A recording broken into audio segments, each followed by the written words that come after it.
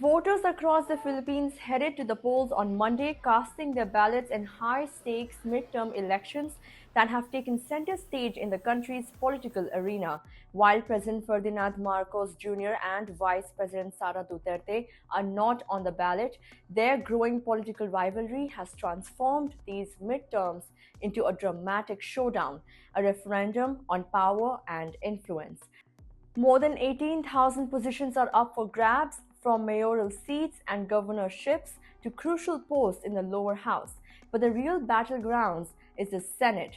President Marcos, who voted early in his hometown, is counting on Senate control to push forward his legislative agenda and cement his legacy ahead of the 2028 presidential race. For Vice President Duterte, the stakes are even higher.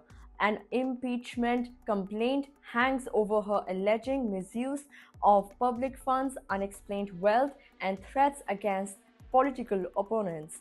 If the complaint proceeds, the Senate would serve as a trial court, as guilty verdict would not only remove her from office but also end her political future.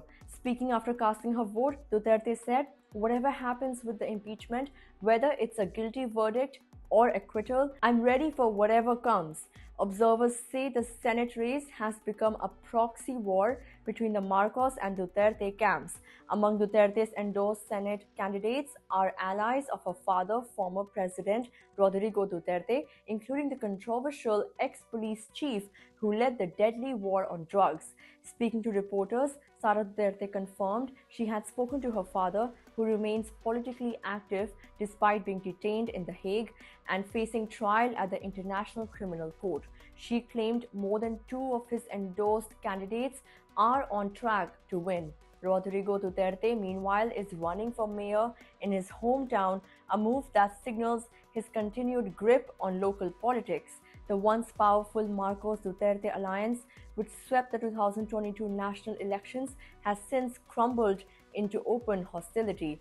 Sara Duterte has accused the president of orchestrating a smear campaign against her and of betraying the country by allowing her father's extradition. Marcos, for his part, has denied any involvement in the impeachment proceedings. Kasi maganda naman ang trabaho nila, nagtatrabaho naman sila ng maayos. Kanya lang siyempre, hindi talaga mapi-perfect. Inaasahan ko po na yun nga, if maganda po ang maging kalabasan ng botohan po natin, marami pong magbago lalo na po sa mga agrikultura natin, sa mga transportasyon o kaya po sa mga building po natin ngayon.